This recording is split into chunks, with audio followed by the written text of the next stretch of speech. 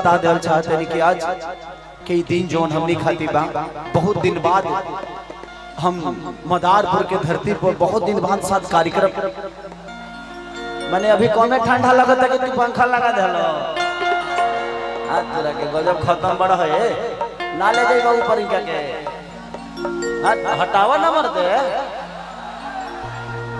तारा लगता है हम कॉमेडी करता नहीं ले जाएंगे के होने रखा लौकत है मैंने हमार मुड़ी ले हल जरूरी बा मुंह देखा होने ले जा वो आधी जाओगे वाला ले ले फोटो। तो विकास भैया को दिल से प्रणाम कि आज मेरी पुराने धरती पे आपने मुझे और मनु भाई को दिल से धन्यवाद कि आप लोगों की वजह से मैं अपने स्ट्रगल पीरियड के लोगों से मिल पाया, इन लोगों से अपना प्यार और आशीर्वाद ले पा रहा हूँ। कि सजल दरबार भगवती के बलहार तब पूजैया होता है राजा।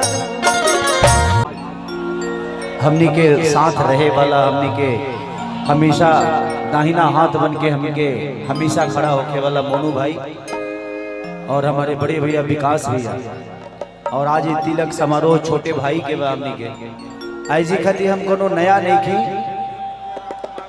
और हमारे मुखिया जी राम कुमार सिंह जी सबके दिल से प्रणाम। बाबा बाबा हमारे पवन बाबा जी भी कलाकार बंधु बा सबके दिल से प्रणाम बा। ऐसे जे हमारा अपन घर बा मदारपुर में हम बहुत दिन रहल बानी। जब स्ट्रगल पीरियड रहे हमारे एगो हमार भाई रहले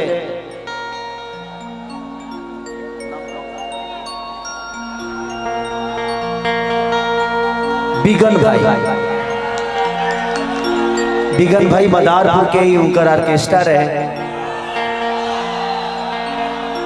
मदारपुर के झंडा मेला में हमेशा हम अपन प्रचार करे खातिर आई। उनकर वाइफ रहली चांदनी जे कि बहुत हमारे के बहुत प्यार करस, बहुत हमार मदद भी कैले वालो। बिगन भाई बहुत मदद कैले हमार वो पीरियड में। ते धरती से काफी लगाव बा हमके। और मोनू भाई हमनी के एगो दाहिना हाथ की तरह हमेशा हमनी के सेवा में 24 घंटा एगो भाई की तरह खड़ा रहे। और खास करके हम मुंबई से तिलक खाते ही आए अपना परिवार के तिलक समारोह बा। और अपना परिवार मिलने के बाद कितना सुकून मिलेला इतरवा सबसे बढ़ के जाना था। हमरा तो बुझाते नहीं कि यूट्यूब वाला भाई के हम पब्लिक के हो सभी मोबाइले ले ले मर्दे। Thank you thank you thank you. दिखावा हो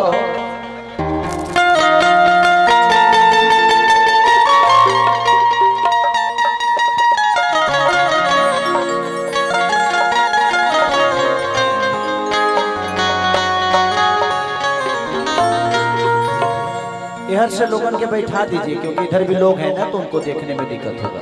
बैठा दीजिए सभी अपने बा क्योंकि सब लोग बैठ जाओ बैठ जाओ। वाह अखिलेश बाबा, अच्छा अखिलेशो मोबाइल बनी।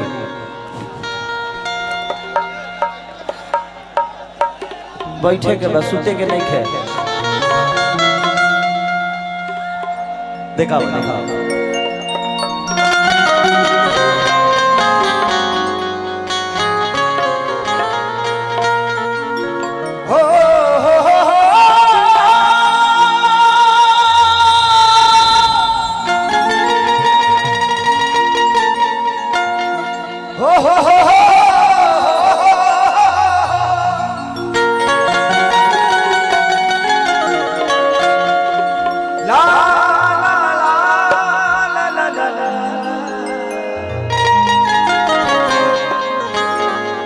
ला ला ला ला ला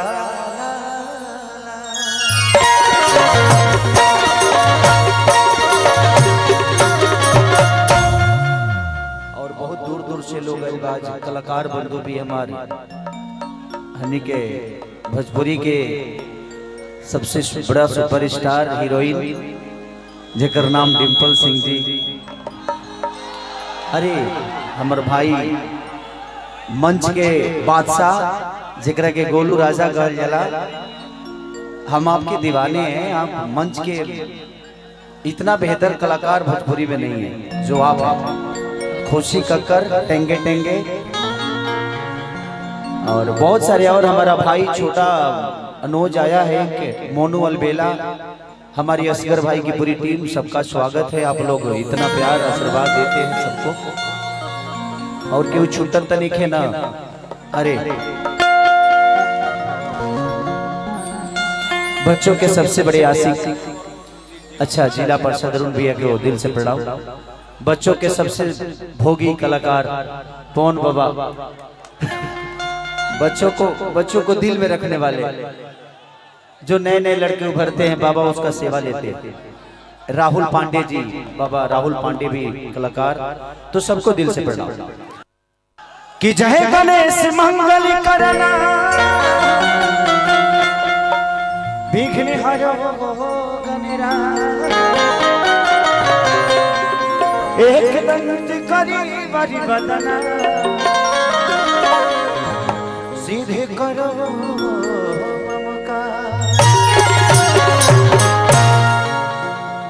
माँ के ज्योति से नूर मिलता,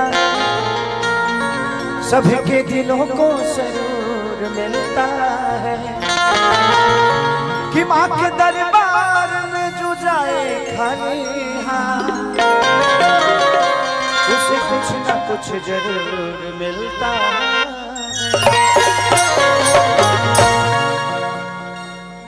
नबीगंज लकड़ी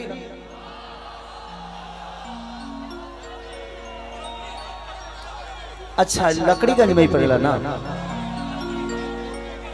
लकड़ी नबीगंज पड़ौनी। ऐसे जे हम नहरवा देख के नहीं तम के याद आ गई। बिगन भाई के डेरवा नहरवा के लग ही रहे। इस जगह को मैं कभी भूल नहीं पाऊंगा, आप सबको कभी नहीं भूल पाऊंगा, क्योंकि इस जगह ने मुझे बड़ा बनाया है। लोग कहते हैं ना कि स्ट्रगल, मैं ऑर्केस्ट्रा में गाया हूं भाई, हम नाच में रहल नहीं, नाच में गौले जरूर बने। 2-2 महीना 3-3 महीने रह के मैं स्ट्रगल किया हूं और यहाँ के लोगों ने बड़ा प्यार दिया है मुझे, तो दिल से इस जगह को मैं कभी भूलता नहीं। जब भी आता हूं तो एगो जीन बाबा बाड़े हो जी 1 रुपया फेंकिए के आई हो, तो हमारा सब कुछ याद वैसा नहीं खे जे खेसरिया बॉम्बे चल गए तो होके भूल गए बा। हमारा जीवन के हर छोटी छोटी बात भी हमके आज भी याद बा। डिम्पल जी संग हर चीज कई याद बा हमके।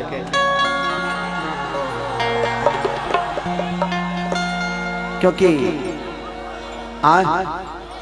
कमवा कईल का याद बा, सब कुछ कमवे में आवेला। कि पनवा से पातरी फूलवा से नाज, हई मोर माई महारानिया रे। लेकिन एकरा पहले सबसे विशेष बात बता देना चाहते हैं कि आज के दिन जोन हमनी खाती बा, बहुत दिन बाद हम मदारपुर के धरती पर बहुत दिन बाद साथ कार्यक्रम। मैंने अभी कौन ठंडा लगा था कि तू पंखा लगा दे आज के गजब खत्म बड़ा है ना, ले जाइए ऊपर ही के हटावा ना मर दे। तारा लगा था कि हम कॉमेडी करता नहीं, ले जाएंगे कि होने रखा लौकत है। मैंने हमार मूड़ी ले हल जरूरी बा, मुंह देखा होने ले जा बहुत ही जाओगे वाला ले ले फोटो। तो विकास भैया को दिल से प्रणाम कि आज मेरी पुराने धरती पे आपने मुझे और मनु भाई को दिल से धन्यवाद कि आप लोगों की वजह से मैं अपने स्ट्रगल पीरियड के लोगों से मिल पाया, इन लोगों से अपना प्यार और आशीर्वाद ले पा रहा हूँ। भगवती के तब होता है राजा। थोड़ा सा पीछे हो जाइए आप लोग।